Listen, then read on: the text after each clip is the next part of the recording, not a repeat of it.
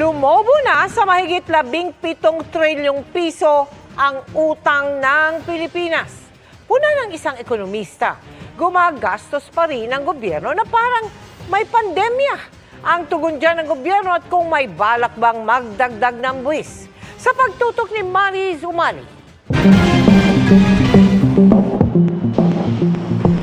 Nakalulula na ang lagpas 17 trilyong pisong utang ng Pilipinas. Kung pagbabayarin ang bawat Pilipino, lalabas na bawat isa meron ng 153,000 pesos na utang.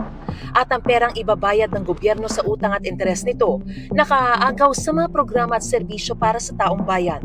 It is always a concern, and that's why we're reducing the deficit and making the economy grow at a faster rate. Ayon kay Finance Secretary Ralph Recto, kung tutuusin, para rin naman sa pagpapalago ng ekonomiya at iba pang gastusin ang pangungutang. Yung inuutang natin, ginagastos natin, yung sa domestic part, yun din sa mga karamihan ng mga infrastruktura natin. Halimbawa, tulay, kalsada, airport, seaport, irrigation, dyan napupunta yung utang natin. Ganito na rin naman ang ginagawa ng mga pribadong kumpanya kung gusto nitong lumaki ang kita na makalilikha ng dagdag trabaho. Sa ating bansa naman, ganun din yun.